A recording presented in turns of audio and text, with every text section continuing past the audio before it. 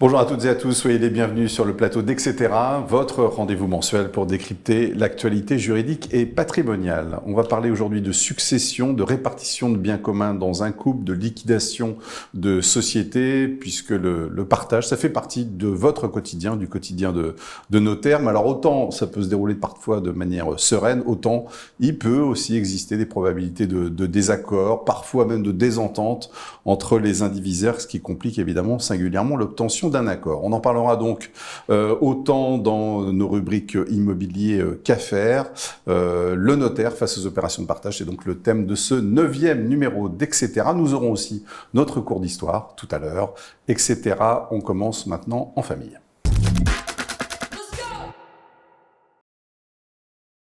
Et on commence en famille avec Marc. Bonjour Marc.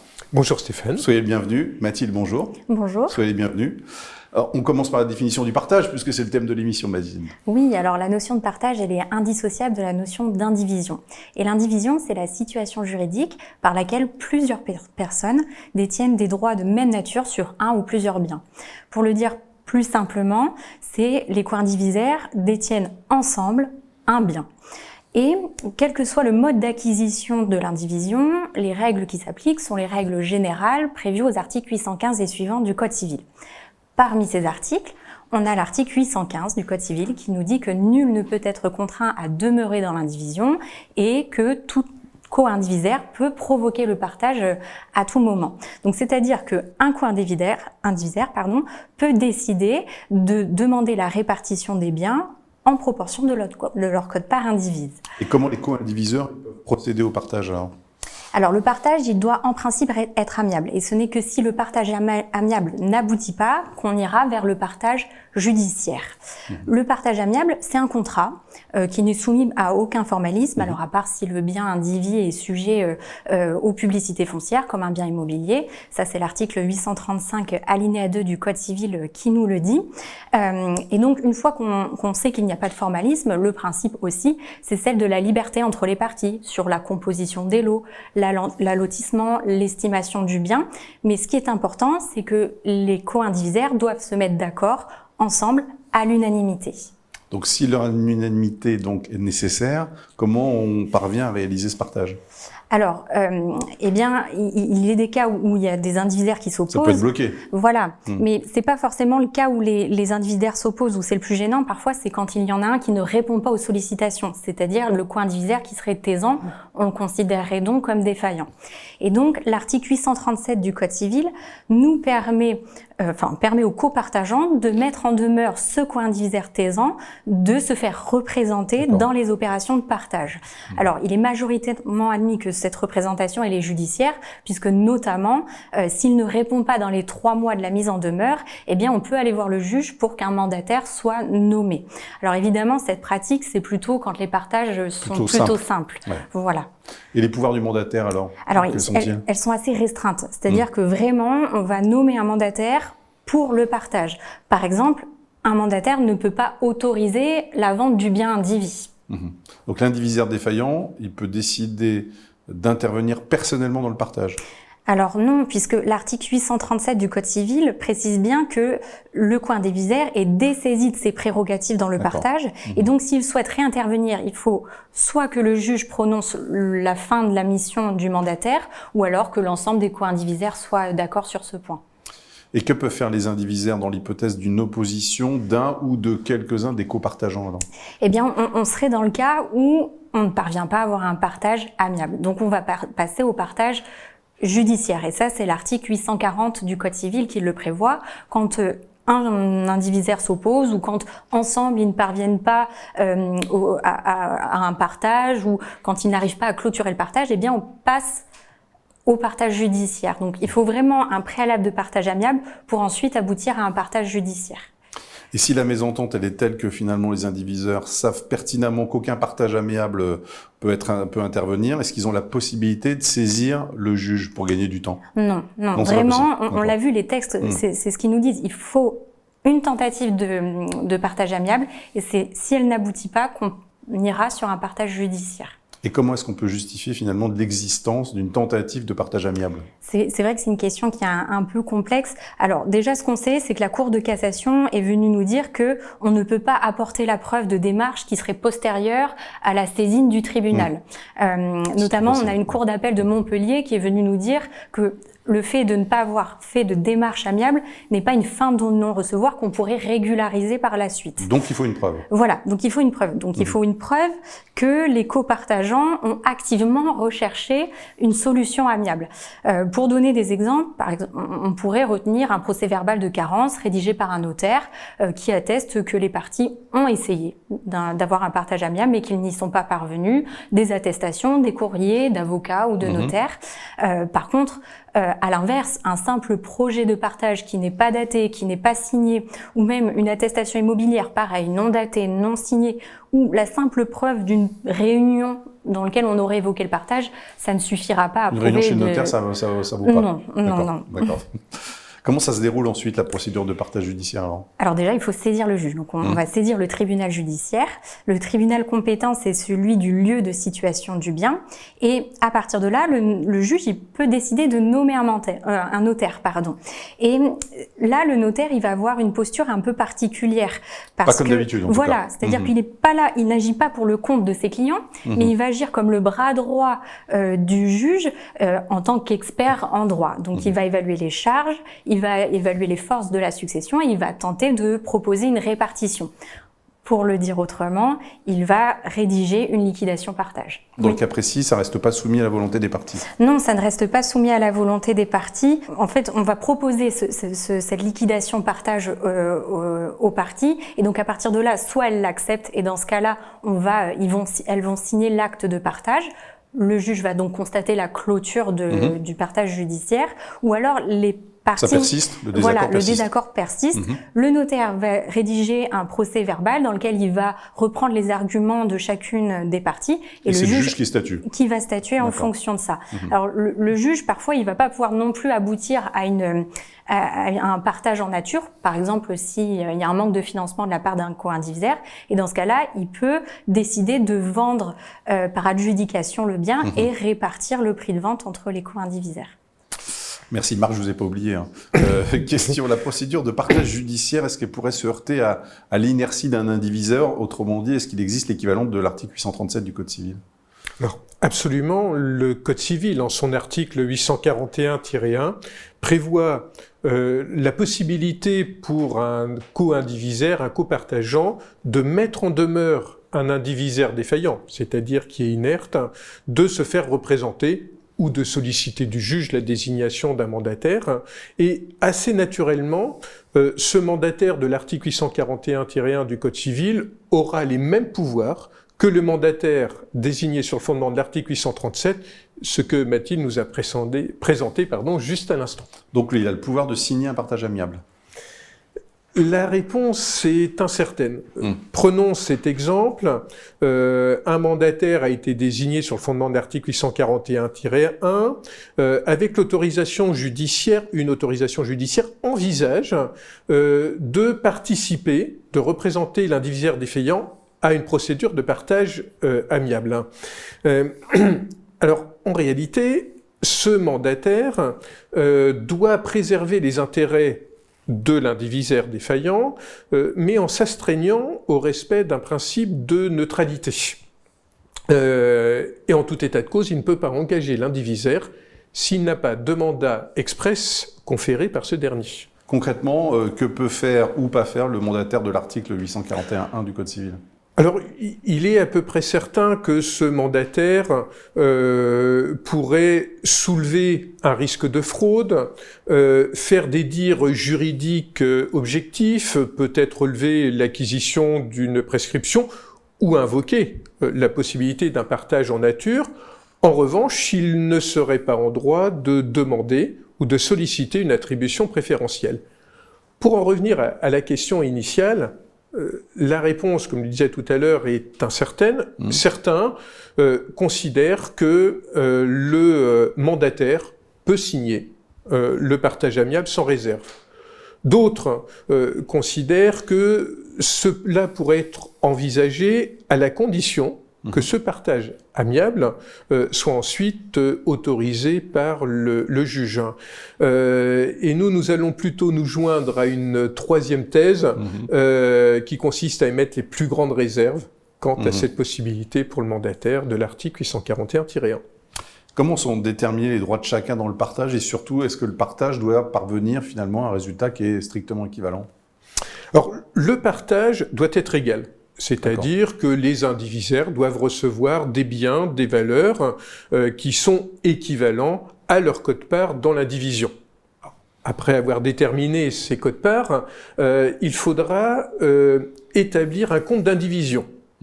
Pourquoi? Parce qu'un indivisaire ou quelques-uns des indivisaires ont pu contribuer au-delà de leur quote-part. Il faudra en tenir compte. Et puis au cas particulier, il faudra également prendre en considération l'usage exclusif d'un bien indivis par l'un des indivisaires. Ça veut dire que si un des indivisaires utilise le bien, y compris avec l'accord des autres, ça constitue un avantage? Alors effectivement, l'article 815-9 alinéa 2 du Code civil dispose que l'usage exclusif d'un bien indivis par l'un des indivisaires l'oblige à verser une indemnité d'occupation. Si celle-ci n'est pas versée au cours de l'indivision, elle va accroître la masse indivise, ce qui aura nécessairement une influence sur les opérations de partage à venir. La question très concrète qui peut se poser, c'est est-ce que je dois demander ou les indivisaires doivent demander expressément le paiement de l'indemnité. Voilà, le paiement ou l'exécution du paiement de cette indemnité d'occupation. En fait, on pourrait se demander si une demande de partage ne pourrait pas inclure ou englober cette demande de paiement de l'indemnité d'occupation, car les opérations de partage incluent tous les prélèvements, les rapports, les restitutions de fruits que les indivisaires doivent à l'indivision. Et comme une demande de partage n'est pas sécable, de facto, la demande de partage pourrait englober cette demande en paiement de l'indemnité d'occupation, l'enjeu étant le délai de prescription. Est-ce que ma demande de partage interrompt le délai de prescription quinquennale de cette indemnité d'occupation? Et vous avez une réponse? La réponse est négative. Bon. La demande en partage ne peut pas avoir cet effet. Et il faudra bien que les indivisaires, les copartageants, pensent à demander, en parallèle du partage, le paiement de cette indemnité d'occupation. Est-ce qu'un partage inégal, c'est contestable? Alors, c'est une dérogation. En droit commun, la lésion, c'est-à-dire l'erreur sur la valeur, ne peut pas être prise en compte, sauf quelques actes dont le partage fait partie. C'est ce que nous dit l'article 889 du Code civil. Si le partage est inégal, lésionnaire, l'indivisaire lésé pourra agir, mais il faut respecter un seuil. La lésion doit atteindre au moins un quart pour qu'on puisse agir en complément de part. Autrement formulé, un indivisaire ne pourra demander le complément de part que s'il a reçu moins de 75% de ce qu'il aurait dû avoir dans l'opération de partage. Ça arrive souvent, ce type de situation? Aussi surprenant que ça puisse paraître, oui. Notamment, cela peut résulter d'une évaluation imparfaite du bien. Une expertise qui est pas à la hauteur. Voilà, une expertise qui est correspond pas à la valeur du bien. Voilà, peu importe les raisons. On peut prendre cet exemple, et qui n'est pas une hypothèse d'école. Monsieur et madame qui étaient mariés sous le régime de la communauté légale divorcent. Dans le cadre du partage d'indivision post-communautaire, le bien est attribué à monsieur, à charge pour lui de payer une soulte, la moitié, à madame. Le bien est évalué 500 000 €. 2 mois plus tard, monsieur revend le bien 800 000 €. Et là, si on prend cette valeur de 800 000 €, on est en droit de se dire que madame, finalement, aurait dû recevoir la moitié, 400 000 €. Ouais.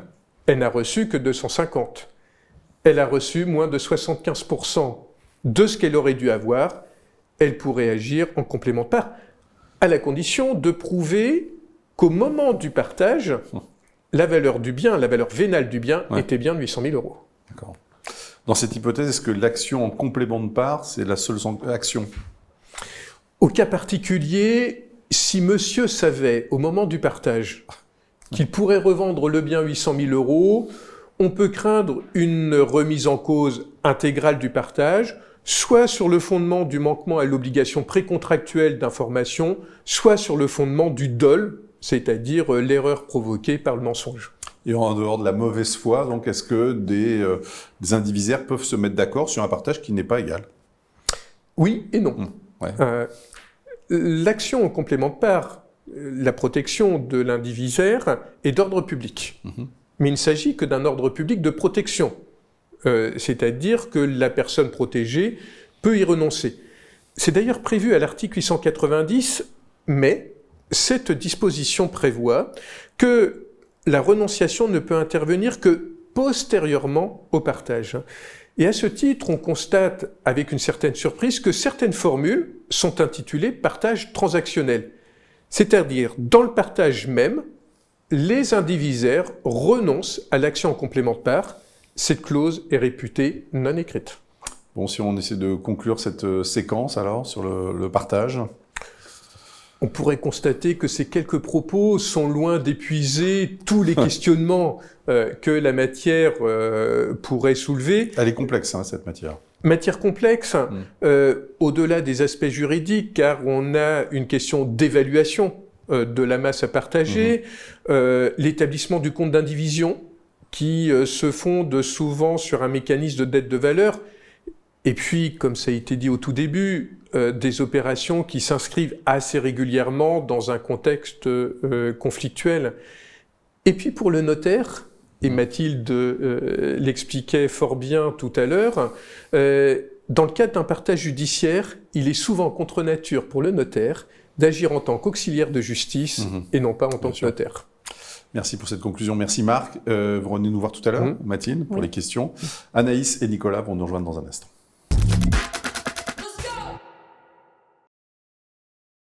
Anaïs et Nicolas, bonjour. Bonjour à tous, bienvenue sur le plateau. Anaïs, on va commencer avec vous pour parler de partage et de plus-value, parce qu'en matière de plus-value immobilière des particuliers, il y a un régime fiscal de faveur applicable au partage et vous allez nous en parler. Il est visé à l'article 150U grand 4 du CGI. Et il permet d'exonérer de plus-value immobilière des particuliers certains partages. Alors il faut savoir que les conditions que l'on va voir tout à l'heure ne se poseront que dans le cadre d'un partage avec soult, puisqu'en présence d'un partage pur et simple, c'est-à-dire sans soult, on sera sur une opération de toute façon qui n'est pas à titre onéreux et qui n'est donc pas dans le champ d'application des plus-values immobilières des particuliers. Donc là, c'est applicable seulement ce régime au partage avec soult. Alors, ça s'applique effectivement au partage avec soult, mais également aux licitations. C'est juste que les licitations ne sont pas visées expressément dans le texte, donc l'article 150U grand 4, mais la doctrine fiscale étend bien ce régime aux licitations. Et alors, c'est quoi les grandes conditions d'application de ce régime? Alors, il y a deux conditions qui sont cumulatives. La première condition est liée à l'origine de l'indivision, donc qui doit être successorale, conjugale ou issue d'une donation de partage, mais à condition dans ce dernier cas que la licitation ou le partage intervienne à compter du 1er janvier 2008. Ce qui fait que si l'indivision a pour origine par exemple une donation simple, le régime de faveur ne s'appliquera pas. La seconde condition, donc qui je le répète est cumulative, est liée aux personnes qui vont intervenir dans ce partage ou cette licitation. En fait, l'opération doit intervenir entre membres originaires de l'indivision, leurs conjoints, des ascendants, descendants ou les ayants droit à titre universel de l'un ou de plusieurs d'entre eux. Vous évoquez l'indivision conjugale. Est-ce que c'est un régime qui fonctionne aussi pour les partenaires de PACS ou les concubins? Oui, tout à fait. C'est vrai qu'on évoque l'indivision conjugale, mais la doctrine fiscale a étendu ce régime, donc tout d'abord aux partenaires de PACS pour les biens qu'ils détiennent en indivision. Mais il faut surtout souligner que contrairement au régime de faveur qui existe en droit de mutation à titre onéreux, eh bien ici le régime de faveur en matière de plus-value immobilière s'applique aux concubins. Donc ça, c'est la doctrine fiscale qui l'a étendue aux concubins pour les biens qu'ils détiennent en indivision. Mais il faudra quand même veiller à ce que le bien ait été acquis pendant la période de concubinage. Dans le cas inverse, qu'est-ce qui se passe? Ce sera pas, on ne bénéficiera pas du régime de faveur. Et alors, quels sont les effets fiscaux de ce régime de faveur? Alors, le premier gros effet fiscal, c'est au moment de votre partage avec soult ou de la licitation, on aura une exonération de plus-value immobilière des particuliers, puisque normalement, un partage avec soult ou une licitation constitue une opération à titre onéreux qui entre dans le champ d'application des plus-values immobilières. Et c'est un régime qui a un impact aussi lors de la revente du bien attribué lors du partage ou de la licitation. Tout à fait, parce que lorsque vous calculez une plus-value immobilière, vous devez définir ce qu'on appelle des origines de propriété et donc déterminer un prix d'acquisition et une durée de détention qui va vous servir à fixer l'abattement pour durée de détention. Si antérieurement à la revente du bien, vous avez une opération qui a bénéficié du régime de faveur, eh bien cette opération sera dite intercalaire. C'est-à-dire?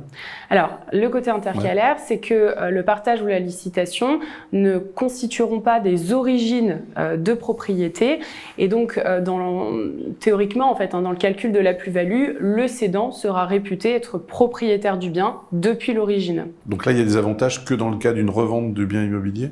Alors, en fait, c'est surtout que ce régime de faveur ne présente pas toujours que des avantages, puisque il est vrai qu'on a des avantages considérables parce qu'on bénéficie quand même d'un abattement pour durée de détention beaucoup plus important. Mais en remontant à une origine plus lointaine, on va avoir un prix d'acquisition qui va forcément être moins élevé.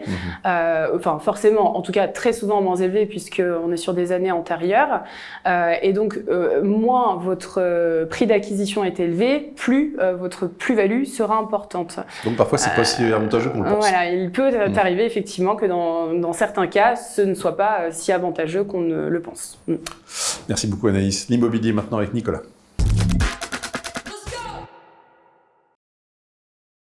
On parlait déjà d'immobilier avec Anaïs, mais on va continuer avec vous, Nicolas. On va parler de la protection de l'acheteur. Comment est-il protégé d'ailleurs?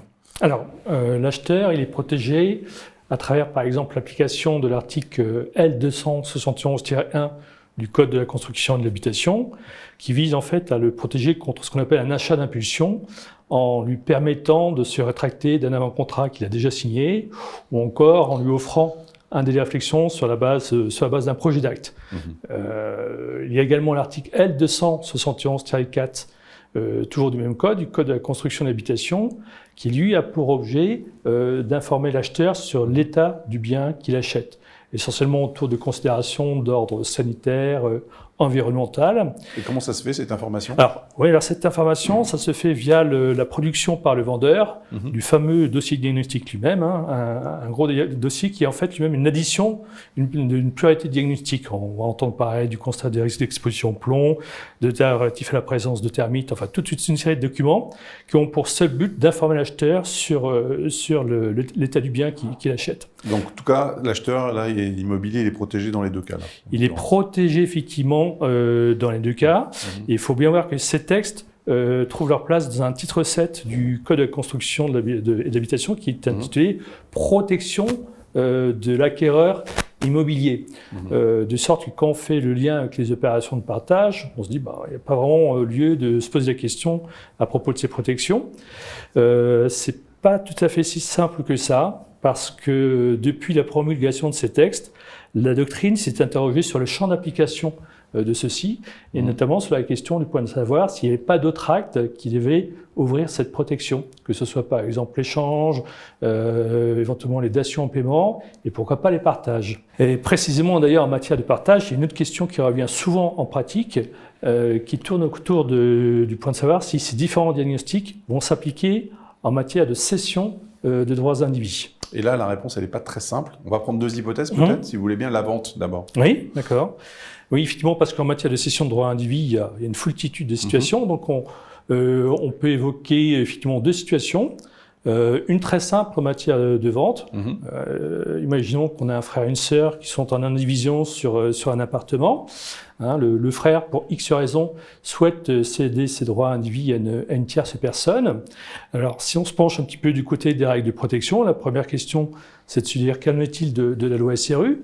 Bien du côté du tiers acheteur, pour lui, c'est un acte d'acquisition, c'est une vente. Hein, il est tiers à indivision, donc pour lui, c'est de la vente. Donc, il va bénéficier d'un délai de rétractation. Alors, c'est vrai que certains auteurs ont mis quelques réserves en disant qu'après tout, cet acheteur n'achetait que des droits indivis, pas le bien immeuble lui-même. Ceci étant, nous, on a tendance à penser que cette protection a vocation à fonctionner. Le raisonnement est le même pour tout ce qui est en fait diagnostic, enfin plus exactement le dossier de diagnostic technique. C'est-à-dire que l'acheteur ici, le tiers acheteur de droits indivis, doit être au courant sur l'état du bien et donc lui doit être à même effectivement d'être informé via le dossier de diagnostic technique. Donc là, on est dans le cas d'une vente. Oui. Prenons l'hypothèse du partage, donc toujours avec le frère et la sœur. D'accord. Alors, dans cette hypothèse, si on imagine que la sœur souhaite céder son droit à son frère ou réciproquement le frère à sa sœur, là, on va se retrouver véritablement dans une opération de partage avec un caractère déclaratif. Maintenant, si on reprend ces deux textes, c'est pas forcément très simple. Au regard de la loi SRU, quand on reprend vraiment le texte relatif à la loi SRU, l'article 271-1 commence par nous parler d'acquisition. Alors le terme, il est travaillé finalement. Mais quand on descend un petit peu plus loin dans les lignes de l'article 271-1, on note qu'il est sans cesse fait référence à la vente. Et d'autre part, dans l'esprit du législateur, le but, on l'a évoqué tout à l'heure, c'était de protéger un acheteur contre un achat d'impulsion. Donc là, la loi SRU, non. Donc voilà. Donc en la matière, on va écarter la loi SRU. Et le DDT ?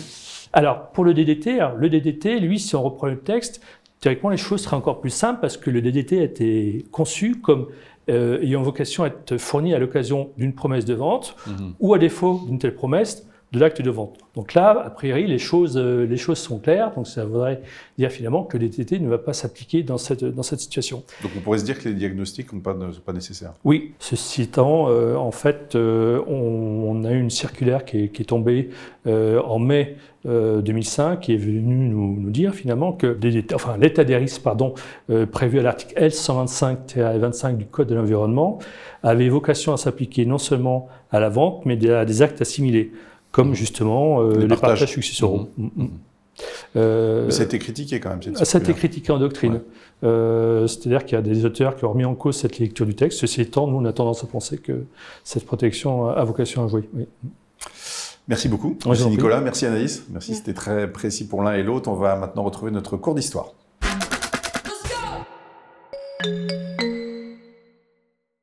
Partager. Un mot simple, mais un mot chargé. Depuis toujours, le partage ne concerne pas que des biens. Il parle de famille, de fratrie, de couple. Il parle d'accords et de désaccords. Dans l'Antiquité déjà, partager une terre, c'était éviter la guerre. À Rome, le droit s'en mêle très tôt. On pose une règle simple. Personne ne peut être obligé de rester lié à un bien contre sa volonté. C'est l'idée fondatrice de l'indivision. Un bien à plusieurs, une décision à plusieurs, et souvent, une tension à plusieurs. Au fil des siècles, le partage devient un moment clé de la vie juridique. Succession, divorce, séparation, transmission. Ce n'est jamais seulement une question de chiffres, c'est une question d'équilibre. Le rôle du notaire ? Transformer un conflit potentiel en accord possible. Mettre des mots là où il y a du non-dit. Et des règles là où il y a de l'émotion. Parce que partager, au fond, ce n'est pas diviser. C'est organiser la sortie du lien. Et ça, le droit y travaille depuis plus de 2000 ans. Voilà, et on répond à vos questions maintenant.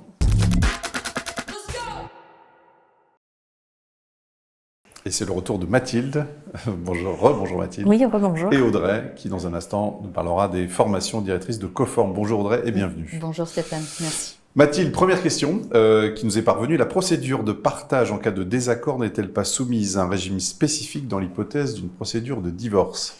Alors effectivement, dans un cas de contentieux entre des époux, il existe un article spécial, l'article 267 du Code civil, qui prévoit des modalités de partage.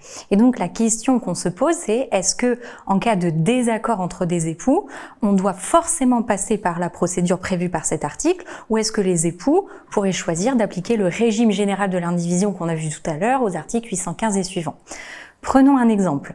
Des époux souhaitent divorcer, mais ils n'ont pas encore entamé la procédure de divorce, et un des époux, qui sont mariés dans notre cas sous un régime de séparation de biens, souhaite qu'un bien soit partagé. Est-ce qu'il est obligé de passer par la procédure de l'article 267 ou est-ce qu'il peut choisir de procéder à un partage selon les règles générales? Alors, les deux procédures, elles sont autonomes. Donc, l'une n'exclut pas l'autre. Elles peuvent coexister. Mais il semble quand même peu opportun, dans ce contexte-là, d'appliquer le dispositif des articles 815 et suivants du Code civil, puisque ces deux mécanismes pourraient aboutir à des solutions complètement différentes. Mais s'ils coexistent? Alors, elles coexistent, mais on pourrait vraiment arriver à des solutions différentes, donc on serait embarrassé finalement. Deuxième question. Dans l'hypothèse d'une procédure de partage judiciaire, le juge peut-il désigner le président de la Chambre des notaires avec faculté de délégation? Alors c'est une pratique qui est plus ou moins répandue selon les régions. Elle paraît toutefois peu opportune parce que l'article 1364 du Code de procédure civile prévoit la désignation directe du notaire. Bon, si ça arrive, si un notaire est désigné par le président, ce qu'on peut conseiller pour s'assurer que sa nomination est bonne, c'est de consulter, en tout cas de se faire confirmer auprès du juge commis ou auprès de l'ensemble des indivisaires. Dernière question pour vous, Mathilde. Lorsqu'un jugement a fixé la valeur d'un bien indivis, mais que l'acte de partage est réalisé plusieurs années plus tard, un indivisaire peut-il obtenir en justice une nouvelle évaluation?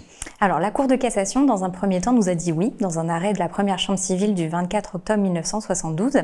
Et puis, un peu plus tard, la Cour de cassation nous explique que non, parce que, en fait, la valeur, l'estimation du bien, elle se base sur la date de jouissance divise, qui elle-même est déterminée dans le jugement. Et donc, on peut se poser la question, si le jugement ne traite pas cette question de la date de jouissance divise, pour nous, ça reste quand même incertain, puisqu'une telle demande pourrait, selon nous, être rejetée sur le fondement de l'article 1374 du Code de procédure civile. Merci Mathilde, c'était très précis. Merci à vous. On parle de formation maintenant.